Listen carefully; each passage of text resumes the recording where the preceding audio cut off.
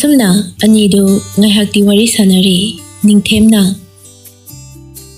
ꯑꯗꯣ ꯊꯥꯗꯣꯏ ꯄꯨꯡꯁꯦ ꯊꯦꯡꯉꯦ ꯇꯨꯝꯃꯣ ꯅꯪ ꯍꯌꯦꯡ ꯁ꯭ꯀꯨꯜ ꯆꯠꯅꯤ ꯍꯥꯏꯗꯥꯏ ꯍꯣꯏ ꯆꯠꯇꯣꯏꯅꯦ ꯊꯝꯃꯒꯦ ꯗꯥꯁꯨ ꯐꯖꯅ ꯄꯣꯊꯥꯔꯣꯀꯣ ꯒꯨꯗ ꯅꯥꯏꯠ ꯅꯨꯡꯁꯤꯕꯤ ꯅꯥꯏꯠ ꯏꯁꯤꯕ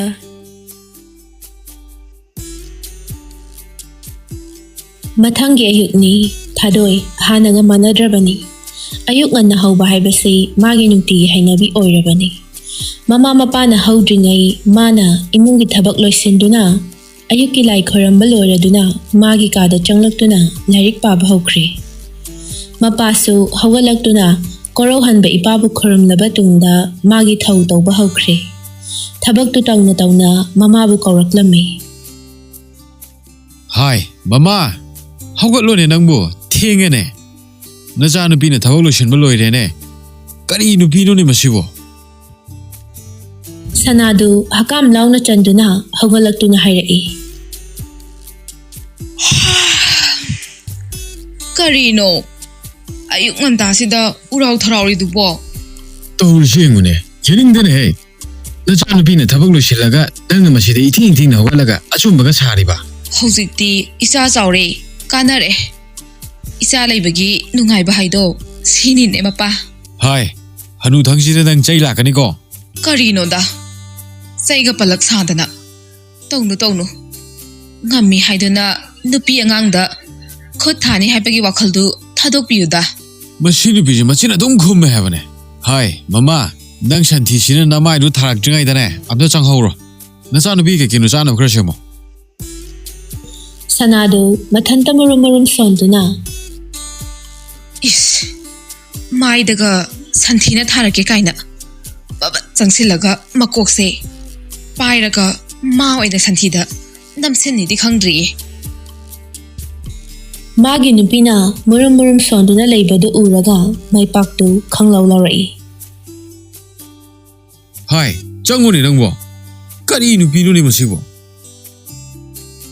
ꯂꯥꯎꯔꯛꯄ ꯑꯗꯨꯗ ꯈꯪꯄ꯭ꯔꯦꯛ ꯈꯪꯗꯨꯅ ꯋꯥ ꯃꯈꯥ ꯇꯥꯔꯝꯗ ꯃꯆꯤꯟꯗꯨ ꯄꯩꯊꯣꯛꯇꯨꯅ ꯆꯪꯈ꯭ꯔꯦ ꯃꯁꯥ ꯁꯦꯡꯗꯣꯛꯄ ꯂꯣꯏꯔꯗꯨꯅ ꯁꯪꯒꯣꯝꯗꯨ ꯂꯣꯟꯅꯗꯕ ꯄꯨꯁꯤꯜꯂꯛꯇꯨꯅ ꯂꯣꯟꯕ ꯍꯧꯈ꯭ꯔꯦ ꯃꯩꯄꯥꯛ ꯆꯪꯂꯛꯇꯨꯅ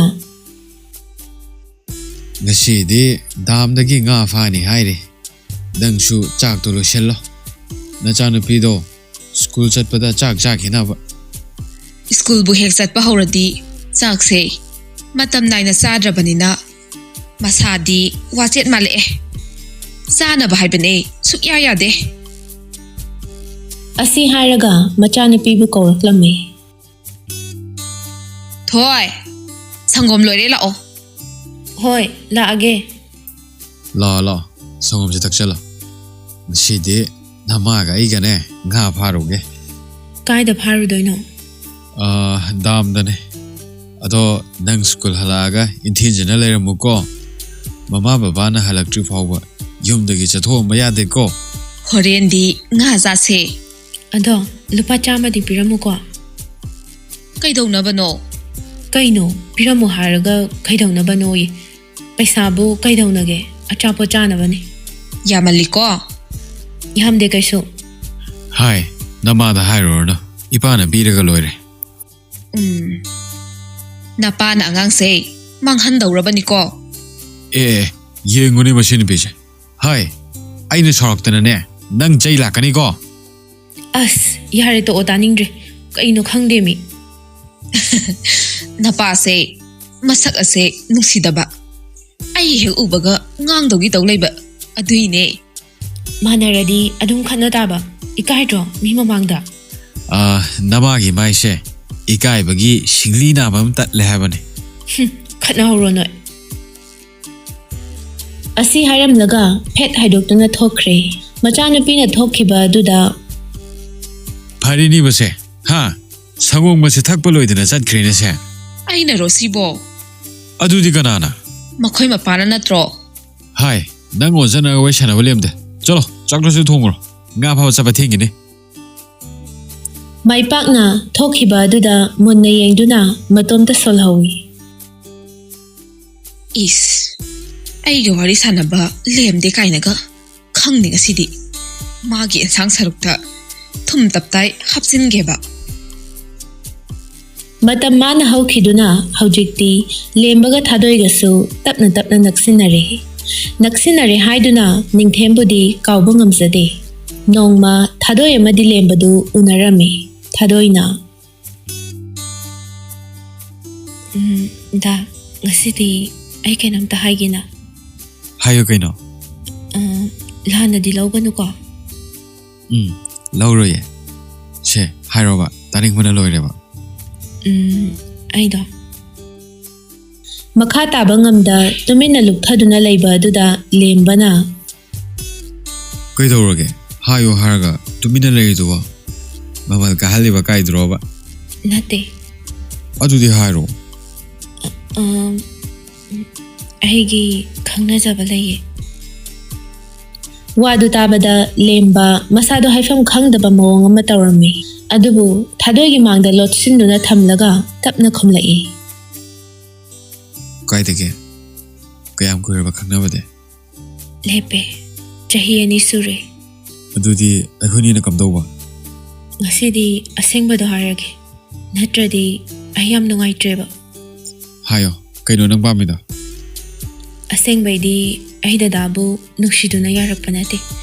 Ichanna magi mai ngakpiyona kan harakpaduda aiso ahanbadadi yaramdabane.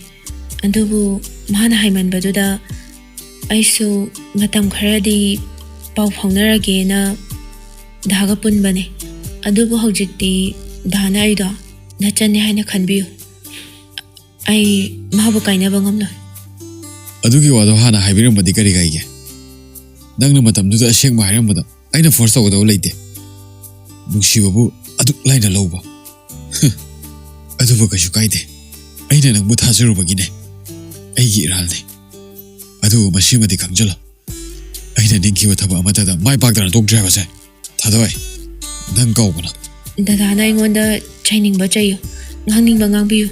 Adubu aigi nuksibadi mana loire. Ai ma yaudana hingba ngamdoi mande. Harene. Ado ai wahang karange. Nang sengna khumuko. Kaino hango. Ai asengba loina khumage. Karigumba misak amana. Magi thawai hingjanaba. Nangondagi nuksiba piyu hairabade. Nang midugi thawai kannabagidamang. Nangi nuksibado miduda pigadra. Minungsi yenglaga magi mapamda minungsi thamgani. Adu natana aigi nuksibadi piba ngamloi. Pukchel pi haigesu haijasanu. Aigi nuksibadi amakhakta oigani. Gambo ayo nangi nuksibado. Aduba isu nopane.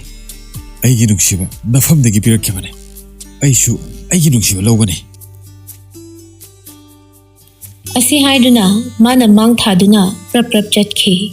Thadoishu matung tapna tapna inakhi. Nakan amaromdana wakhalna puba ngamdraba memcha nongmagi phibam sokpa asum helaklami. Ningthemna chaga achapot kadu poraktuna mamagi kada changlai. Ima se khaja sanje. Aduga hidak chanaba. Ukhangadi jaba yaroiba.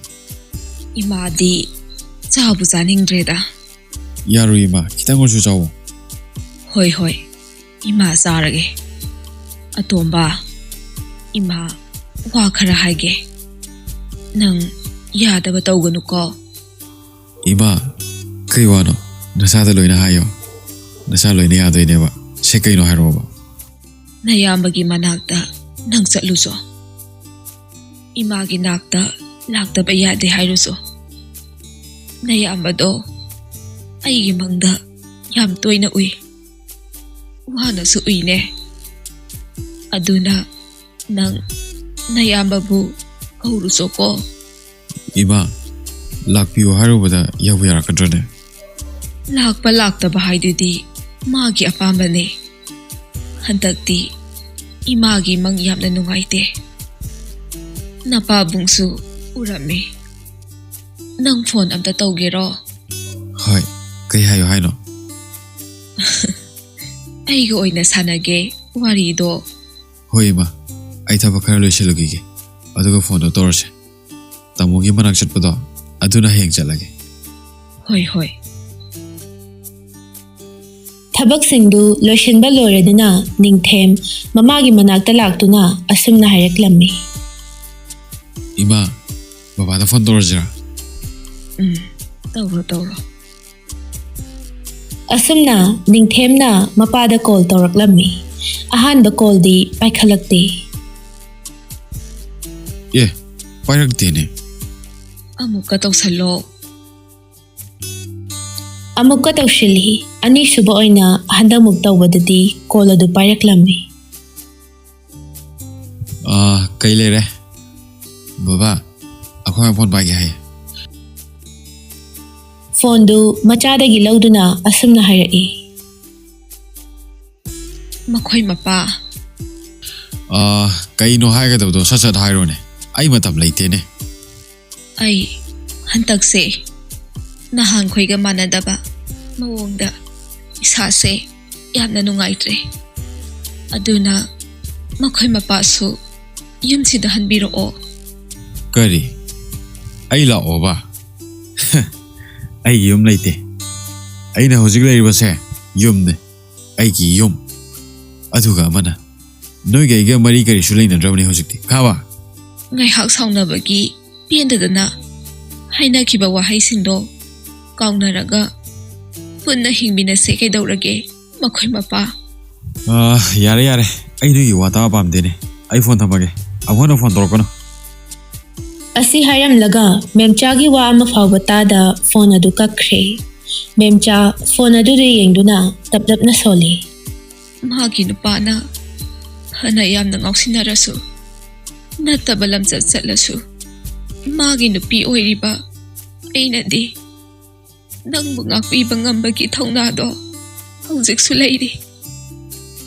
ꯑꯗꯨꯕꯨ ꯅꯪꯗꯤ ꯉꯥꯏꯍꯥꯛꯀꯤ ꯑꯁꯥꯎꯕꯅ ꯍꯥꯏꯈꯤꯕ ꯋꯥꯍꯩꯁꯤꯡꯗꯨꯗ ꯑꯩꯕꯨꯗꯤ ꯋꯥꯔꯧꯔꯤ. ꯐꯔꯦ.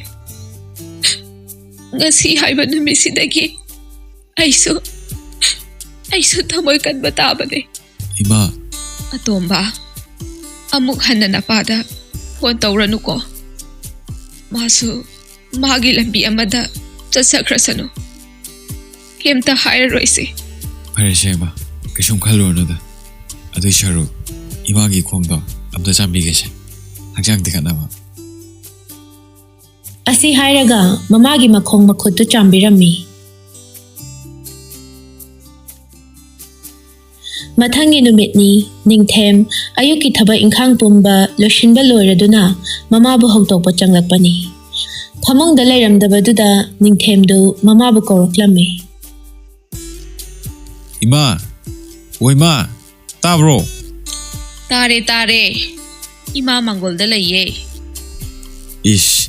ꯑꯩꯗꯤ ꯐꯃꯨꯡꯗ ꯂꯩꯔꯝꯗꯕꯗ ꯄꯥꯈꯠꯂꯨꯔꯤꯅꯤꯅꯦ. ꯊꯤꯗ ꯑꯉꯥꯎꯕꯁꯤꯗꯤ.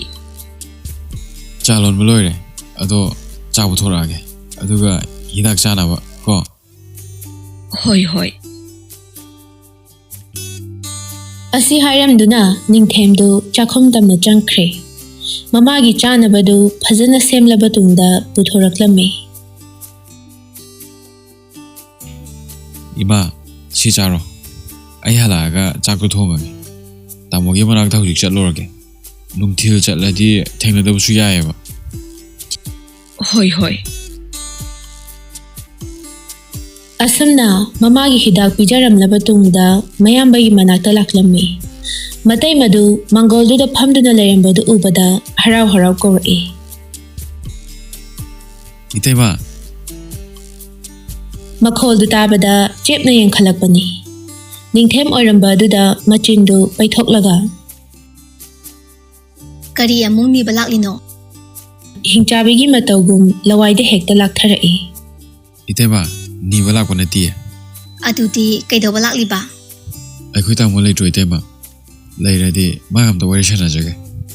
ꯀꯔꯤ ꯋꯥꯔꯤꯅꯣ? ꯄꯩꯁꯥ ꯅꯨꯡꯁꯥꯒꯤ ꯋꯥꯔꯤꯒ ꯑꯣꯏꯔꯗꯤ ꯄꯩꯁꯥꯒ ꯑꯝꯇ ꯂꯩꯇꯦꯀꯣ. ꯇꯥꯃꯣ ꯇꯥꯗ꯭ꯔꯣ? ꯃꯄꯥꯟꯗ ꯑꯝꯇ ꯊꯣꯛꯂꯛꯑꯣ. ꯃꯤ ꯂꯥꯛꯑꯦ. ꯀꯅꯥ ꯂꯥꯛꯑꯦ ꯍꯥꯏꯕꯅꯣꯅꯦ?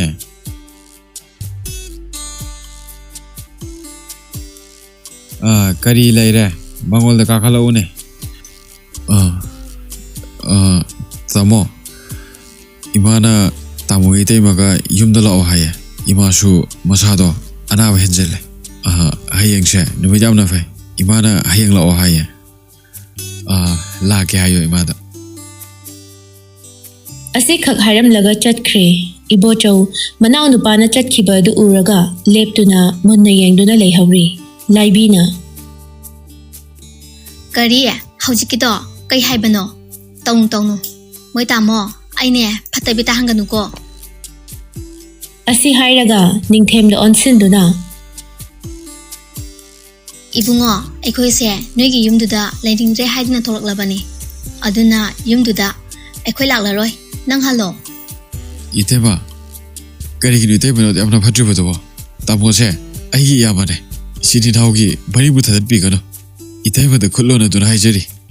Kari aina kari phatabatorake ha is nachina nanu shinna base aina thokai siro tong tong ibungo aikoi su yum palabane isa semga dauri yamna watli aduna isa gi tungi lambi semjariba Itema, Agang Shimigano Hijovanati, Yum the Lak Pio Havane. la oi chunglang la oi nang chatlo amuk hana lakanu Tamo, Tamosin Banico, Dupardi, Dupo in Hingo. Pare, I Jalage, Tamosum the Lak Notoiro.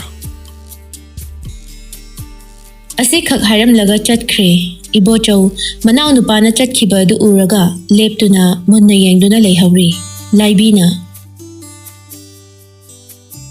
tamo chatpa yare ko ai di hai chini Hai, Laibie, Yum the Sana Matoshi. Imado, Patanum the Toladi, Nuai. Aduna, Ada Sana Matoshiko. sining si jasanu kai no adu yamna wari du bukai gino moi tamo imana sikrati nanau nu pa du su yumda leiraroi angau bogom na leirani aduga ibani na yumdu gi mapu oirani dana pangi kai gino Laibigi wadu tabada, Kanghodana, Makazayuda, Kuchauduna Tazilaki. Laibido, Adam Hectorakani Kaludabana, Manin Kazikali. Dang Lulu Badagi, Imaicha, Ichili no give me to the Labanatro, Dangi Wayaruba, Dang the Hibayaruba, a sheep of Gumlubaicha, let she to make up totally. Kashuli Tavinanda. I give Mum Machetana to Hiva. Property Haktabi Hova. Dang they became Luxury Modero. Dang like Shulio. 80. Ibagi no going back to Chalani. Laibi, Mapuroi bagi wadu tabada, Masua Kaltaraduna, Kaptuna Hirae. tamo ai lanjare aina wakan thembi oirubana thoi da bathaba kaya taukre tamo ai bomta nga piyo Asi hairaga, Ibochogi Makong Soktuna, Kaptuna Kurumai. Ibochosu, Magi Nupina, Amak Palaita, Mitlu Pirang Sintaduna, Hijarakpa Duda, Mana Sungak Pire. Yarisha, Nashidi, Numit Pate, Hayang, Natana Sana Matoshi. Aduga, Imadanga Pio Hijarose. hoi Asomdana, Ningtem, Mayum Yoroktuna, Mamabu Kauduna Changai. Ima, Tumiro Ima. Machagi Konjel du Tarabada, Memcha, Maninglomdagi Komlaklami. O tare tare. Ima maning de laye. Ima, Aduda Gadorino. Kaisu tawdeda. Sum leirambane. Ado nayamba natay madubu laki haihobro. Ngasai, Matay Magi Mawongdu, Kanging Singlaklami, Madubu, Mamada di Hairudre, Wadu Lot Sinduna, Adumakom Lae. Aw, Lakani Highway Ma. Adoima. Namong no Pushala Garbo. Yare. Iman hinglingay. Imaw atomina thongba sakto saninge. Hoima. Maga Warishanaga Purak Novatorg. Asomdana, Lemba, Thadoi the call Torklami, Thadoi na. Hello? Quite hello, I know. Call Torpadu the Hibane. Pagito Niva. Ado. I next week the Lakane. Kaida, Nang the Nikano. Kaido Balak Duba. Shengi Manakta, Mavung Lapaya Droiche. Lembana Kaliba Wakaldudi, Thadoi di, Karisu Konglamde, ꯆꯝꯅ ꯈꯜꯂꯕ ꯃꯥꯜꯂꯦ ꯍꯥꯏꯗꯨꯅ ꯈꯜꯂꯝꯃꯤ ꯍꯔꯥꯎ ꯍꯔꯥꯎ ꯑꯗꯨꯃꯛ ꯈꯨꯝꯂꯛꯏ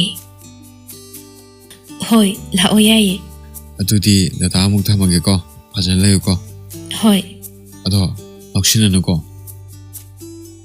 ꯑꯁꯤ ꯍꯥꯏꯔꯒ phone ꯑꯗꯨꯁꯨ ꯊꯝꯈ꯭ꯔꯦ ꯊꯥꯗꯣꯏꯗꯤ ꯋꯥꯈꯜꯒꯁꯦ ꯑꯔꯣꯏꯕꯤꯅꯤ ꯃꯆꯟ ꯑꯣꯏꯅ ꯈꯜꯂꯝꯃꯦ ꯍꯥꯏꯅ ꯍꯥꯏꯔꯛꯄ ꯑꯗꯨꯗ ꯉꯥꯏꯍꯥꯛ ꯑꯁꯨꯝꯅ ꯂꯩꯔꯤꯉꯩꯗ ꯅꯤꯡꯊꯦꯝꯗꯨ ꯀꯣꯜ ꯇꯧꯔꯛꯂꯝꯃꯤ ꯍꯦꯛ ꯄꯥꯏꯔꯛꯄꯒ ꯅꯤꯡꯊꯦꯝꯅ ꯍꯜꯂꯣ ꯊꯥꯗꯣꯏ ꯇꯥꯏꯌꯦ ꯉꯁꯤꯗꯤ ꯗꯗꯥ ꯀꯩꯅꯣꯝꯃ ꯍꯥꯏꯒꯦ ꯍꯥꯏꯌꯨ ꯀꯩꯅꯣ ꯐꯥꯒꯤ ꯇꯥꯔꯛꯀꯅꯨꯀꯣ ꯑꯩꯅ ꯍꯥꯏꯗꯣꯏꯁꯦ ꯁꯦꯔꯤꯌꯁꯅꯤ ꯅꯣꯡꯃꯇ ꯁꯦꯔꯤꯌꯁ ꯇꯥꯗꯕ ꯃꯥꯅ ꯉꯁꯤꯗꯤ ꯁꯦꯔꯤꯌꯁꯅꯤ ꯍꯥꯏꯔꯛꯄ ꯑꯗꯨꯗ ꯊꯥꯗꯣꯏꯅ ꯄꯥꯈꯠꯂꯞ ꯇꯧꯅ ꯈꯨꯝꯂꯛꯏ ꯀꯩꯗꯧꯔꯒꯦꯗ ꯅꯤꯡꯊꯦꯝ ꯑꯗꯨꯕꯨꯔꯣ ꯏꯃꯥꯅ ꯃꯃꯧꯅ ꯊꯣꯡꯕ ꯆꯥꯛ ꯆꯥꯅꯤꯡꯉꯦ ꯍꯥꯏꯌꯦ ꯑꯗꯨꯅ ꯑꯩ ꯅꯪ ꯂꯧꯕ ꯂꯥꯛꯑꯒꯦ ꯅꯦꯛꯁ ꯋꯤꯛꯇ ꯊꯥꯗꯣꯏꯗꯨ ꯑꯗꯨꯃꯛ ꯉꯛꯅ ꯍꯥꯏꯔꯛꯂꯝꯃꯤ ꯀꯔꯤꯅꯣ ꯍꯥꯏꯗꯨꯕꯣ ꯑꯩ ꯑꯉꯥꯡ ꯌꯥꯝ ꯑꯣꯏꯔꯤꯀꯣ 12 ꯐꯥꯎ ꯊꯥꯗ꯭ꯔꯤ ꯑꯩꯈꯣꯏ ꯃꯥꯅ ꯆꯩꯅꯤ ꯑꯩ ꯉꯝꯈꯤꯔꯣꯏ ꯊꯥꯗꯣꯏ ꯑꯩꯅ ꯍꯥꯏꯁꯨ ꯐꯥꯒꯤ ꯅꯠꯇꯦ ꯑꯩꯈꯣꯏ ꯃꯥꯁꯨ ꯍꯟꯗꯛꯇꯤ ꯃꯁꯥꯗꯣ ꯌꯥꯝ ꯁꯣꯟꯖꯜꯂꯦ ꯑꯗꯨꯅ ꯑꯩꯈꯣꯏ ꯏꯇꯩꯃ ꯍꯥꯏꯔꯦ ꯃꯤ ꯑꯣꯏꯅ ꯊꯥꯗ꯭ꯔꯦ ꯑꯗꯨꯅ ꯑꯩ ꯅꯪ ꯂꯧꯕ ꯂꯥꯛꯑꯒꯦꯕ ꯑꯁꯨꯝꯅ ꯃꯔꯩ ꯉꯥꯏꯍꯥꯛ ꯌꯦꯠꯅꯕ ꯌꯥꯕ ꯌꯦꯠꯅꯔꯕ ꯇꯨꯡꯗ ꯊꯥꯗꯣꯏꯁꯨ ꯌꯥꯔꯛꯂꯝꯃꯤ ꯅꯤꯡꯊꯦꯝꯅ ꯑꯗꯨꯗꯤ ꯅꯦꯛꯁ ꯃꯟꯗꯦꯗ ꯂꯥꯛꯑꯒꯦꯀꯣ ꯂꯥꯛꯑꯣ ꯑꯗꯨꯗꯤ ꯗꯗꯥꯁꯨ ꯐꯣꯟ ꯊꯝꯃꯒꯦꯀꯣ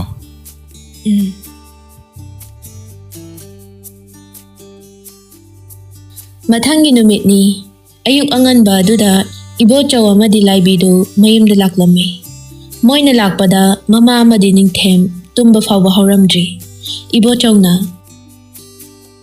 ꯃꯥ ꯇꯥꯕ꯭ꯔꯣ ꯏꯃꯥ ꯑꯇꯣꯝꯕꯧ ꯃꯄꯥꯟꯗꯒꯤ ꯃꯤ ꯑꯃꯅ ꯀꯧꯔꯛꯄ ꯑꯗꯨꯗ ꯃꯦꯝꯆꯥꯗꯨ ꯇꯥꯔ ꯃꯥꯜꯂꯦ ꯍꯧꯒꯠꯂꯛꯇꯨꯅ ꯊꯣꯡ ꯑꯗꯨ ꯍꯥꯡꯂꯛꯂꯝꯃꯤ ꯀꯅꯥꯅꯣ ꯑꯌꯨꯛ ꯑꯉꯟꯕꯁꯤꯗ ꯋꯥꯍꯩ ꯑꯗꯨ ꯍꯥꯏꯗꯣꯛꯂꯨꯔꯒ ꯃꯆꯥꯒ ꯃꯃꯧꯒ ꯑꯣꯏꯔꯝꯕ ꯑꯗꯨꯗ ꯏꯉꯛ ꯉꯛꯅ ꯑꯆꯧꯕ ꯂꯥꯏꯕꯤ ꯅꯣꯏ ꯑꯅꯤ ꯂꯥꯛꯏꯗꯅ ꯑꯁꯤ ꯍꯥꯏꯗꯨꯅ ꯅꯤꯡꯊꯦꯝꯕꯨ ꯀꯧꯔꯛꯂꯝꯃꯤ ꯑꯇꯣꯝꯕ ꯍꯥꯏ ꯑꯇꯣꯝꯕ ꯅꯪꯕꯨ ꯇꯥꯔꯕꯣ ꯊꯣꯛꯂꯛꯎ ꯂꯥꯎꯅꯦ ꯅꯤꯡꯊꯦꯝꯁꯨ ꯃꯃꯥꯅ ꯀꯧꯕ ꯑꯗꯨ ꯇꯥꯔꯗꯨꯅ ꯃꯄꯥꯟꯗ ꯊꯣꯛꯂꯛꯄꯅꯤ ꯀꯩꯗꯧꯔꯒꯦ ꯏꯃꯥ ꯃꯃꯤꯠꯀꯗꯨ ꯎꯏꯔꯨꯝ ꯇꯧꯔꯒ ꯑꯁꯨꯝꯅ ꯍꯥꯏꯔꯛꯂꯝꯃꯤ ꯅꯃꯤꯠꯇꯣ ꯐꯖꯅ ꯄꯥꯡꯉꯣ ꯃꯥꯡꯗ ꯂꯦꯞꯂꯤꯁꯦ ꯀꯅꯥꯅꯣ ꯌꯦꯡꯉꯣ ꯃꯥꯁꯨ ꯃꯃꯤꯠꯀꯗꯨ ꯅꯣꯏꯔꯗꯨꯅ ꯇꯞꯅ ꯄꯥꯡꯊꯣꯔꯛꯄꯗ ꯃꯌꯥꯝꯕꯒ ꯃꯇꯩꯃꯒ ꯂꯩꯔꯝꯕ ꯎꯕꯗ ꯏꯉꯛ ꯉꯛꯅ ꯂꯥꯛꯑꯕꯣ ꯇꯥꯃꯣ ꯂꯥꯛꯑꯦ ꯑꯗꯣ ꯀꯩꯗꯧꯉꯩ ꯑꯃꯨꯛ ꯍꯟꯗꯣꯏꯅꯣ ꯑꯇꯣꯝꯕ ꯅꯌꯥꯝꯕ ꯆꯠꯂꯔꯣꯏ ꯑꯩꯅ ꯃꯇꯝ ꯈꯔ ꯏꯃꯥꯒ ꯏꯅꯥꯎꯒ ꯋꯥꯍꯟꯈ꯭ꯔꯦ ꯏꯃꯥ ꯅꯆꯥꯕꯨ ꯑꯄꯪꯕꯅꯤ ꯈꯟꯕꯤꯗꯨꯅ ꯅꯆꯥꯅ ꯍꯥꯏꯔꯤꯗꯕ ꯋꯥ ꯇꯧꯔꯣꯏꯗꯕ ꯊꯕꯛ ꯀꯌా ꯑꯃ ꯇꯧꯈ꯭ꯔꯦ ꯅꯆꯥꯕꯨ ꯉꯥꯛꯄꯤꯌꯨꯀꯣ ꯑꯁꯤ ꯍꯥꯏꯔꯒ ꯃꯃꯥꯒꯤ ꯃꯈꯣꯡ ꯁꯣꯛꯅ ꯈꯨꯔꯝꯃꯤ ꯂꯥꯏꯕꯤꯁꯨ ꯀꯞꯇꯨꯅ ꯏꯃꯥ ꯅꯃꯧꯕꯨꯁꯨ ꯉꯥꯛꯄꯤꯌꯣ ꯑꯩꯅ ꯋꯥꯈꯟ ꯊꯦꯝꯕꯤ ꯑꯣꯏꯔꯨꯕꯅ ꯏꯃꯨꯡ ꯅꯨꯡꯁꯤꯅꯗꯅꯕ ꯁꯤꯟꯈ꯭ꯔꯦ ꯅꯃꯧ ꯑꯃꯨꯛ ꯍꯟꯅ ꯇꯧꯖꯔꯔꯣꯏꯌꯦ ꯏꯃꯥ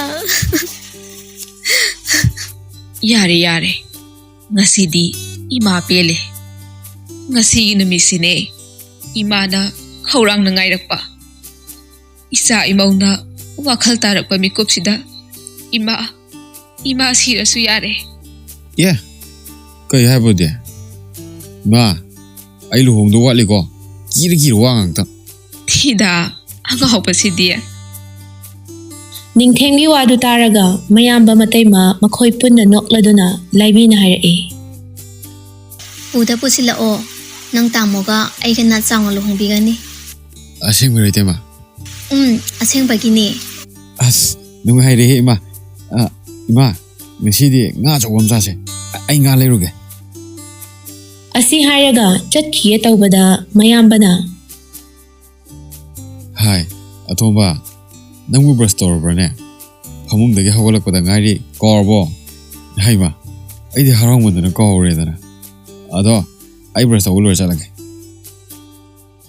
ꯑꯁꯤ ꯍꯥꯏꯔꯝꯗꯨꯅ ꯆꯠꯈ꯭ꯔꯦ꯫ ꯃꯈꯣꯏꯁꯨ ꯏꯃꯨꯡꯗ ꯆꯪꯗꯨꯅ ꯀꯩꯀꯩꯅꯣ ꯇꯧꯕ ꯌꯥꯕ ꯊꯕꯛ ꯇꯧꯗꯨꯅ ꯂꯩꯔꯝꯃꯤ꯫ ꯑꯁꯨꯝꯅ ꯏꯃꯨꯡ ꯑꯗꯨ ꯍꯥꯟꯅꯒꯤ ꯃꯇꯧꯒꯨꯝꯅ ꯅꯨꯡꯁꯤ ꯆꯥꯟꯅꯅ ꯍꯔꯥꯎ ꯍꯔꯥꯎ ꯂꯩꯃꯤꯟꯅꯔꯝꯃꯤ꯫ ꯑꯁꯨꯝꯅ ꯃꯇꯝ ꯃꯥꯗꯤ ꯍꯧꯈꯤꯗꯨꯅ ꯍꯧꯖꯤꯛꯇꯤ ꯂꯦꯝꯕ ꯊꯥꯗꯣꯏꯒꯤ ꯃꯅꯥꯛꯇ ꯂꯥꯛꯂꯝꯃꯤ꯫ ꯊꯥꯗꯣꯏ ꯍꯣꯏꯒꯤ ꯂꯝꯗꯨ ꯌꯧꯔꯗꯨꯅ ꯀꯣꯜ ꯑꯗꯨ ꯇꯧꯔꯛꯏ꯫ ꯊꯥꯗꯣꯏꯁꯨ ꯄꯥꯏꯔꯛꯇꯨꯅ ꯍꯦꯜꯂꯣ, ꯗꯥ ꯌꯧꯔꯛꯑꯕ? Yore, lorbo nangbo. ꯂꯣꯏꯔꯦ, ꯊꯣꯛꯂꯛꯑꯒꯦ꯫ Tholo. ꯂꯣꯏꯁꯤꯟꯕ ꯑꯗꯨ ꯂꯣꯏꯔꯗꯨꯅ ꯂꯦꯝꯕꯒꯤ ꯃꯅꯥꯛꯇ ꯂꯥꯛꯂꯦ꯫ ꯊꯥꯗꯣꯏꯅ ꯊꯣꯛꯂꯛꯄꯗꯨ ꯎꯕꯗ ꯅꯣꯛꯐꯦꯠ ꯇꯧꯅ Haish, misidi am phajai ko angangshe. Ahubu nupa loi turni side. ꯊꯥꯗꯣꯏꯗꯨ ꯅꯣꯛꯐꯦꯠ ꯇꯧꯗꯨꯅ ꯍꯥꯏꯔꯛꯑꯦ꯫ ꯏꯁ, ꯑꯁꯦꯡꯕꯒꯤ ꯐꯖꯕ꯭ꯔꯣꯕ? Hoiba, asemi phajaiba. Ado, gari ga khalo. Asaba koi those. ꯊꯦꯡꯕꯗꯤ ꯌꯥꯔꯣꯏꯀꯣ? Thengoida. Imanaba magi memdane chethilose. Aduga halasi. Yaradana. ꯑꯁ, ꯄꯨꯡ ꯊꯦꯡꯅꯤꯌꯦ ꯑꯗꯨꯗꯤ꯫ Thengoye, nangi phone dam tapiro. Ai phone do mai yaugdreba. Imanaba dam tawge. ꯑꯁꯤ ꯍꯥꯏꯗꯨꯅ phone ꯑꯗꯨ ꯂꯧꯈ꯭ꯔꯦ꯫ ꯊꯥꯗꯣꯏꯁꯨ ꯑꯗꯨꯝ ꯄꯤꯈꯤ꯫ Silent ꯊꯝꯂꯒ ꯃꯥꯒꯤ ꯄꯣꯀꯦꯠꯇ ꯍꯥꯞꯆꯤꯟꯈ꯭ꯔꯦ꯫ ꯑꯗꯨꯒ ꯒꯥꯔꯤ ꯑꯗꯨ ꯊꯧꯕ ꯍꯧꯈ꯭ꯔꯦ꯫ ꯁꯣꯝꯗꯅ ꯅꯤꯡꯊꯦꯝꯅ ꯀꯣꯜ ꯇꯧꯔꯛꯂꯝꯃꯤ꯫ ꯑꯗꯨꯕꯨ ꯄꯥꯏꯔꯛꯄꯗꯤ ꯇꯧꯗꯦ꯫ ꯅꯤꯡꯊꯦꯝꯅ ꯑꯁꯨꯝꯅ ꯈꯜꯂꯤ꯫ Thabak chalamanida. Horen am tawge. ꯑꯁꯤ ꯍꯥꯏꯗꯨꯅ ꯃꯈꯥ ꯇꯥꯅ ꯇꯧꯔꯨꯗ꯭ꯔꯦ꯫ ꯂꯦꯝꯕ ꯃꯃꯥꯟꯅꯕ ꯑꯃꯒꯤ ꯌꯨꯝꯗ ꯊꯥꯗꯣꯏꯕꯨ ꯄꯨꯗꯨꯅ ꯆꯪꯂꯛꯂꯦ꯫ ꯏꯃꯨꯡ ꯑꯗꯨꯒꯤ ꯃꯤꯑꯣꯏꯈꯩꯅ ꯂꯦꯝꯕ ꯑꯃꯗꯤ ꯊꯥꯗꯣꯏ ꯆꯪꯂꯛꯄꯗꯨ ꯎꯕꯗ ꯃꯨꯟꯅ ꯌꯦꯡꯗꯨꯅ ꯂꯩꯔꯝꯃꯤ꯫ ꯃꯃꯥꯟꯅꯕ ꯑꯗꯨꯅ Ito, changolo. ꯊꯥꯗꯣꯏꯗꯨ ꯃꯌꯥꯝꯗꯨ ꯎꯕꯗ ꯇꯨꯃꯤꯟ ꯂꯩꯔꯝꯃꯤ꯫ ꯀꯥ ꯑꯃꯗ ꯆꯪꯂꯛꯇꯨꯅ ꯑꯁꯨꯝꯅ ꯍꯥꯏꯔꯛꯏ꯫ Ito, somna ngak lebiro. Hoi. ꯃꯃꯥꯟꯅꯕꯗꯨ ꯊꯣꯛꯈ꯭ꯔꯦ꯫ ꯊꯥꯗꯣꯏꯅ ꯗꯥ, ꯑꯃꯨꯛꯀ? ꯗꯥ, ꯀꯨꯏꯅ ꯂꯩꯔꯔꯣꯏꯁꯦ꯫ ꯊꯦꯡꯉꯦ, ꯄꯨꯡꯁꯦ 5 ꯍꯦꯜꯂꯦ꯫ Thadoi, chakchara khalasi. ꯀꯩꯅꯣ, ꯑꯗꯨ ꯌꯥꯔꯣꯏꯌꯦ꯫ ꯅꯪꯗꯤ ꯅꯨꯄꯥꯅꯤ, ꯑꯩꯗꯤ ꯅꯨꯄꯤꯅꯤ꯫ ꯊꯦꯡꯉꯦ, ꯆꯠꯂꯁꯦ ꯍꯥꯏꯕ꯫ Mi nungairoiba. ꯃꯇꯥꯡꯗꯨꯗ ꯅꯨꯄꯤ ꯑꯃ ꯆꯪꯂꯛꯇꯨꯅ ꯊꯥꯗꯣꯏꯗ ꯑꯁꯨꯝꯅ ꯍꯥꯏꯔꯛꯏ꯫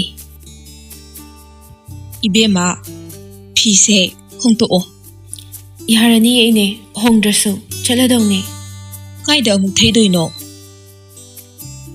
ꯅꯨꯄꯤꯗꯨꯒꯤ ꯋꯥꯗꯨ ꯇꯥꯕꯗ ꯊꯥꯗꯣꯏꯗꯨ ꯂꯦꯝꯕꯗ ꯐꯠ ꯌꯦꯡꯂꯛꯂꯝꯃꯤ꯫ ꯂꯦꯝꯕꯗꯤ ꯈꯪꯁꯤꯟꯅꯗꯕ ꯁꯥꯗꯨꯅ ꯂꯩꯔꯝꯃꯤ꯫ ꯅꯨꯄꯤꯗꯨꯅ ꯃꯈꯥ ꯇꯥꯔꯛꯂꯝꯃꯤ꯫ ꯏꯕꯦꯝꯃ, ꯆꯦꯟꯕ ꯍꯥꯏꯁꯤꯗꯤ ꯁꯤ ꯉꯥꯛꯇꯅꯦ꯫ ꯀꯩꯝꯇ ꯈꯜꯂꯨꯅꯨ꯫ ꯁꯦ, ꯐꯖꯅ ꯂꯩꯔꯣ꯫ ꯐꯤꯁꯦ ꯍꯣꯡꯗꯣꯛꯑꯣꯀꯣ꯫ ꯑꯁꯤꯈꯛ ꯍꯥꯏꯔꯝꯂꯒ ꯊꯣꯛꯈ꯭ꯔꯦ꯫ ꯊꯥꯗꯣꯏꯗꯨ ꯂꯦꯝꯕꯗ ꯑꯣꯟꯁꯤꯟꯗꯨꯅ ꯀꯩꯅꯣ, ꯅꯨꯄꯤꯁꯤꯅ ꯍꯥꯏꯔꯝꯃꯤꯁꯤꯕꯣ? ꯑꯁꯦꯡꯕꯗꯨ ꯍꯥꯏꯔꯒꯦ ꯈꯜꯂꯗꯨꯅ ꯇꯞꯅ ꯈꯨꯝꯂꯛꯏ꯫ Thadoi, ai soigre. Nangmu nuksiba henman kivana. Aina famda oidaba haikre. Ai buwarunu ko. ꯊꯥꯗꯣꯏꯗꯨ ꯀꯞꯊꯣꯔꯛꯂꯦ꯫ ꯀꯞꯅ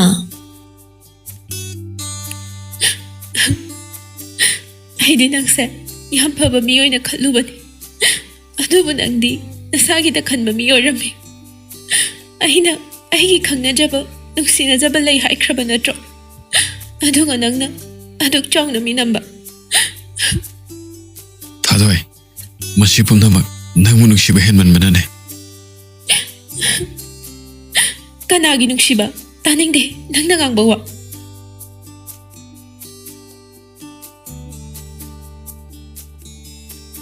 ꯑꯁꯨꯝꯅ ꯍꯧꯈꯤꯗꯨꯅ ꯅꯨꯃꯤꯠꯇꯨꯁꯨ ꯍꯧꯈ꯭ꯔꯦ꯫ ꯃꯊꯪꯒꯤ ꯑꯌꯨꯛꯅꯤ, ꯄꯥꯎ ꯍꯥꯏꯗꯣꯛꯄꯁꯨ ꯆꯠꯈ꯭ꯔꯦ꯫ ꯉꯟꯅ ꯊꯤꯟꯕꯤꯔꯛꯎ ꯍꯥꯏꯔꯛꯄ ꯑꯗꯨꯗ ꯉꯟꯅ ꯊꯤꯟꯅꯕꯅꯤ ꯍꯥꯏꯗꯨꯅ ꯁꯦꯝ ꯁꯥꯕ ꯂꯣꯏꯔꯦ꯫ ꯆꯠꯂꯝꯗꯥꯏꯒꯤ ꯃꯤꯀꯨꯞ ꯑꯗꯨꯗ ꯅꯨꯄꯥ ꯃꯥꯒꯤ ꯃꯅꯥꯛꯇ ꯆꯪꯂꯛꯇꯨꯅ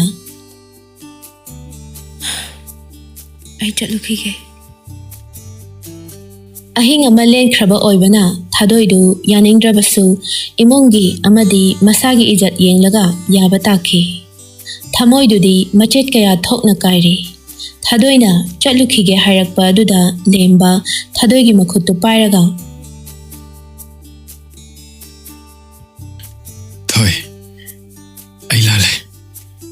ꯅꯪꯒꯤ ꯊꯃꯣꯏꯗ ꯇꯥꯔꯤꯕ ꯑꯋꯥꯕꯒꯤ ꯃꯃꯤꯗꯣ ꯑꯩ ꯌꯦꯡꯕ ꯉꯝꯗ꯭ꯔꯦ. ꯂꯨꯍꯣꯡꯕꯁꯦ ꯇꯣꯛꯂꯁꯤ. ꯑꯗꯨꯒꯨꯝꯕ ꯃꯌꯥꯝꯗꯣ ꯍꯥꯟꯅꯗꯤ ꯈꯟꯍꯧꯗꯕ꯭ꯔꯥ? ꯍꯧꯖꯤꯛꯇꯤ ꯑꯩꯁꯦ ꯃꯤꯒꯤ ꯃꯃꯥꯡꯗ ꯃꯧꯅꯤ, ꯆꯦꯜꯂꯨꯔꯕꯤ. ꯑꯁꯤ ꯍꯥꯏꯗꯨꯅ ꯅꯨꯄꯥ ꯑꯗꯨꯗ ꯈꯣꯏꯔꯝꯃꯤ. ꯊꯥꯗꯣꯏꯒꯤ ꯐꯣꯟꯗꯨꯁꯨ ꯄꯤꯊꯣꯔꯛꯂꯦ. ꯑꯗꯨꯒ ꯄꯩꯁꯥ ꯈꯔꯁꯨ ꯊꯥꯗꯣꯏꯒꯤ ꯃꯈꯨꯠꯇ ꯁꯤꯟꯅꯔꯛꯂꯦ. ꯑꯁꯨꯝꯅ ꯂꯣꯏꯔꯗꯨꯅ ꯊꯥꯗꯣꯏꯁꯨ ꯊꯣꯛꯂꯛꯂꯦ. ꯑꯁꯨꯝ ꯍꯧꯈꯤꯕꯅ ꯅꯨꯃꯤꯠꯇꯨꯁꯨ ꯍꯧꯈ꯭ꯔꯦ. ꯅꯤꯡꯊꯦꯝꯁꯨ ꯊꯥꯗꯣꯏ ꯆꯦꯜꯂꯦ ꯍꯥꯏꯕꯒꯤ ꯄꯥꯎ ꯇꯥꯔꯦ. ꯊꯥꯗꯣꯏꯗ ꯀꯣꯜ ꯇꯧꯔꯛꯂꯝꯃꯤ.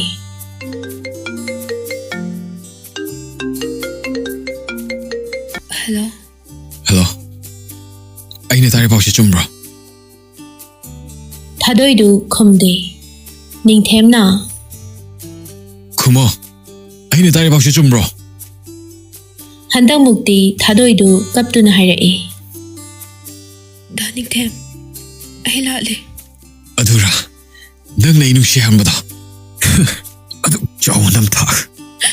ꯗꯥ ꯅꯤꯡꯊꯦꯝ, ꯑꯩꯅ ꯍꯥꯏꯕꯁꯦ ꯑꯝꯇ ꯇꯥꯕꯤꯌꯨ. ꯑꯗꯨꯒ ꯗꯥꯒꯤ ꯑꯄꯥꯝꯕꯗ ꯇꯧꯕꯤꯌꯨ. ꯑꯩꯕꯨ ꯅꯈꯨꯠꯇꯨꯅ ꯍꯥꯠꯀꯦꯁꯨ ꯍꯥꯠꯄꯤꯌꯨ. ꯂꯧꯅꯝ ꯍꯩꯕꯤ, ꯅꯪꯒꯤ ꯋꯥ ꯑꯩ ꯇꯥꯅꯤꯡꯗꯦ. ꯊꯥꯗꯣꯏꯁꯨ ꯀꯞꯇꯨꯅ ꯑꯁꯦꯡꯕ ꯄꯨꯝꯅꯃꯛ ꯑꯃꯠꯇ ꯆꯤꯊꯕ ꯇꯧꯅ ꯅꯤꯡꯊꯦꯝꯗ ꯍꯥꯏꯔꯛꯂꯝꯃꯤ. ꯅꯤꯡꯊꯦꯝꯁꯨ ꯊꯥꯗꯣꯏꯒꯤ ꯊꯃꯣꯏ ꯈꯪꯕꯅ ꯃꯥꯁꯨ ꯀꯞꯂꯦ. ꯊꯥꯗꯣꯏ, ꯍꯧꯈ꯭ꯔꯗꯤ ꯍꯧꯈ꯭ꯔꯦ. ꯑꯃꯨꯛ ꯍꯟꯅ ꯂꯥꯛꯄꯁꯨ ꯌꯥꯔꯣꯏꯗꯕꯗ ꯅꯕꯨꯡ ꯁꯛꯅ ꯑꯩꯅ ꯀꯅꯥꯗꯥꯟ ꯄꯤꯖꯒꯦꯀꯣ? ꯅꯕꯨꯡꯃꯛꯅꯤ ꯈꯜꯂꯣ. ꯑꯩꯁꯨ ꯅꯪꯕꯨ ꯏꯆꯜꯅꯤ ꯈꯜꯂꯒꯦ. ꯅꯨꯡꯉꯥꯏ ꯌꯥꯏꯐꯕꯗꯨ ꯑꯣꯏꯌꯨꯀꯣ. ꯅꯪꯒꯤ ꯅꯨꯡꯉꯥꯏꯕꯅ ꯑꯩꯒꯤ ꯅꯨꯡꯉꯥꯏꯕꯅꯦ. ꯅꯪꯒꯤ ꯑꯋꯥꯕꯅ ꯑꯩꯒꯤꯁꯨ ꯑꯋꯥꯕꯅꯦ. ꯅꯪꯅ ꯋꯥꯅ ꯂꯩꯕꯗꯣ ꯑꯩ ꯌꯦꯡꯕ ꯉꯝꯃꯣꯏꯌꯦ. ꯗꯥ ꯅꯤꯡꯊꯦꯝ, ꯑꯗꯨꯃꯥꯏꯅ ꯀꯞꯀꯅꯨ. ꯗꯥꯅ ꯀꯞꯄꯁꯦ ꯑꯩ ꯇꯥꯕ ꯉꯝꯗꯤꯌꯦ.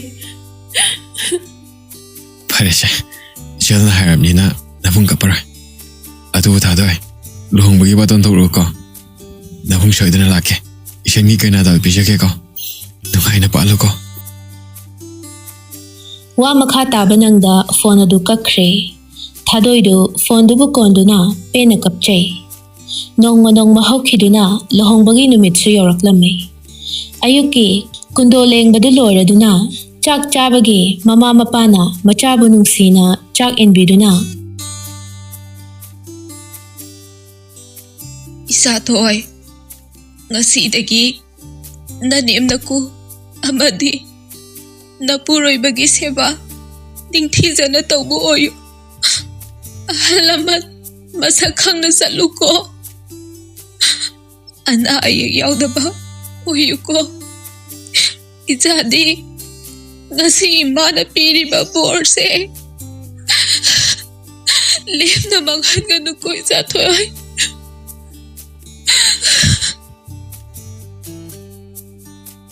Mapaso dumangay, machabu nungsina yengduna. Ichana chat kravadi yum shidi pungchi ikchi khaurani namaga aigagi numit tha oiduna lairamba gashidi yumna akshagai on kidore Sanathoi punchida aran mathabak tawganu ko.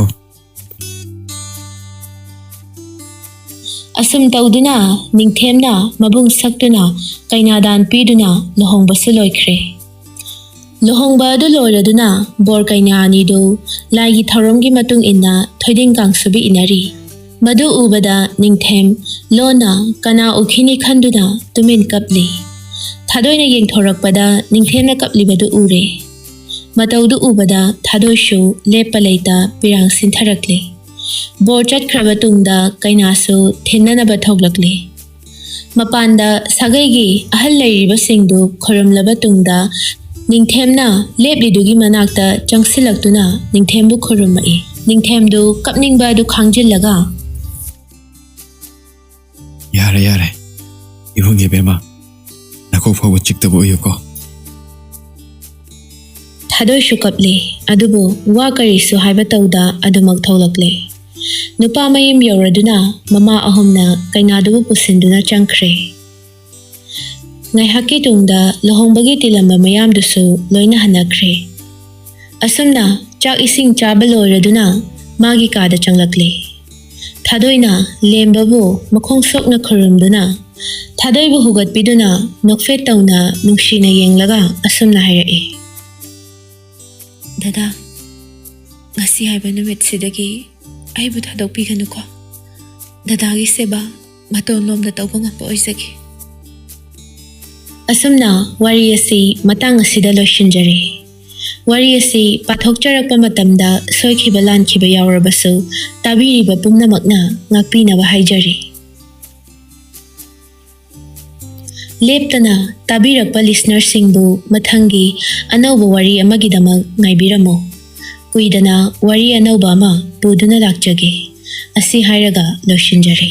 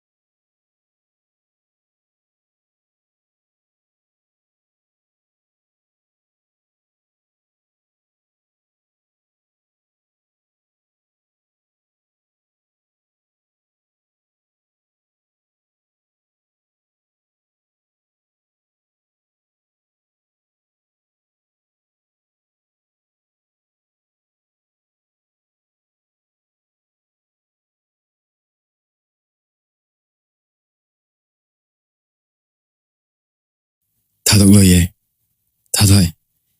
Nangbo bunchi oina thadokloye. Ai nangbo thamoy sengna nungsiye. Yadre. Hogaige. Thadokloy. Thadokloy. Thadoi. Ai nangbo bunchi thadokloye. Thadokloy. Thadokloy. Thadoi. Ai nangbo bunchi oina thadokloye. Story Collection channel asibu like, share, subscribe, comment sungsoi soidana tawbiramo. Soi khilan khiba yaurabasu viewers khudingmak na ngakpiyo.